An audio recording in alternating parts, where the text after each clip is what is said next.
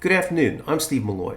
I'm going to briefly discuss why we can't build more nuclear power, store spent nuclear fuel, clean up nuclear waste sites, and why everyone is so freaked out about harmless exposures to radiation. Here's my background. In summary, I have worked for more than 33 years to fix the abuses of science by government, activists, and others. I've been a consultant to industry and government. I was a coal industry executive. I founded and managed a publicly traded mutual fund. I served on the Trump EPA transition team in 2016-2017. I wrote the plans for stopping EPA misuse and abuse of science. There is no one on the planet that knows as much about EPA's abuse of science as I do.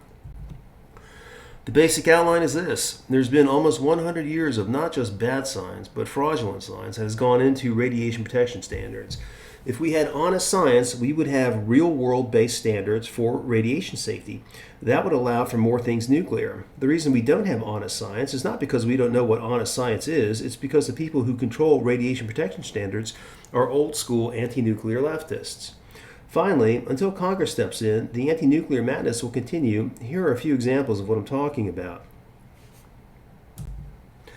It took 18 years from application to open up both of the new Georgia Power nuclear reactors. The cost overrun was more than double, from $14 billion to $32 billion.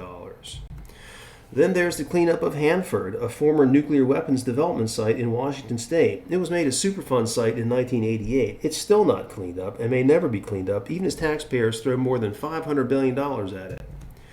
Here's Yucca Mountain, a desolate site in the Nevada desert where the Department of Energy once hoped to store spent nuclear fuel 1 mile underground.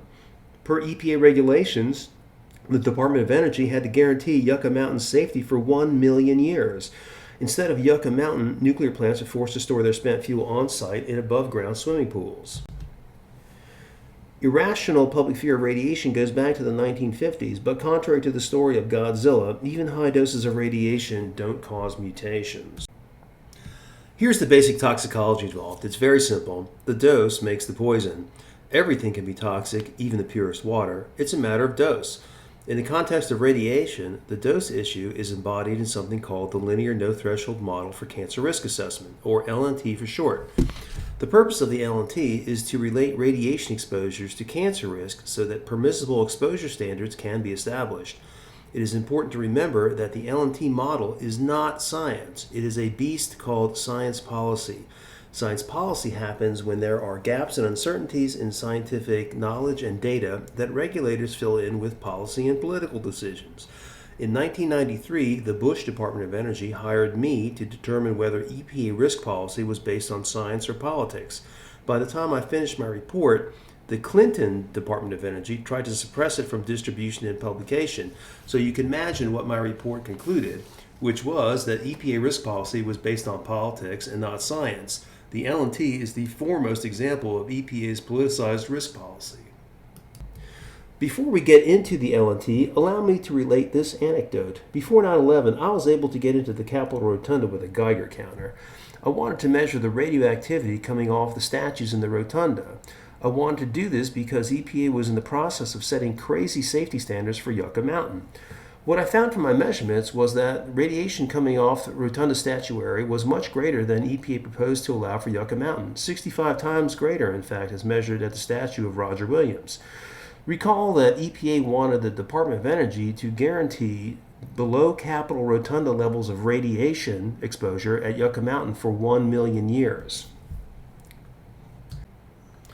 This slide shows the problem, the scientific solution, and a compromise solution for radiation safety science and science policy.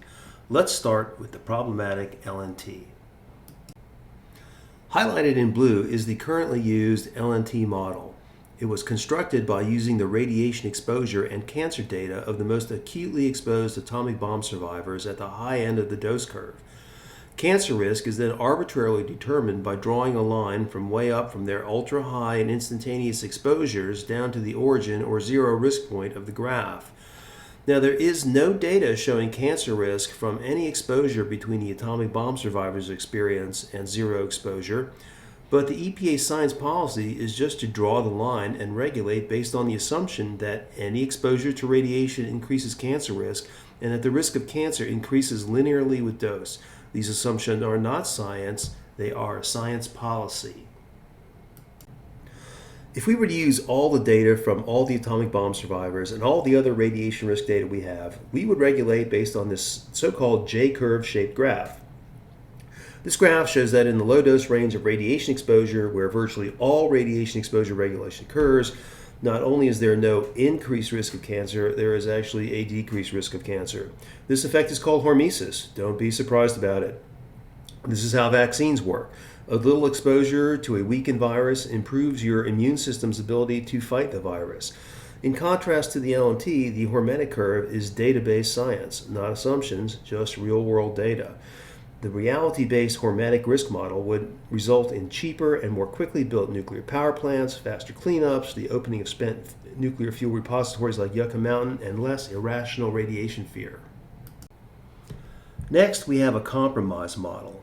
If it's too freaky to believe that low-dose radiation exposure can reduce cancer risk, let's at least assume that it doesn't increase cancer risk, and we can still have all the benefits of the J-curve.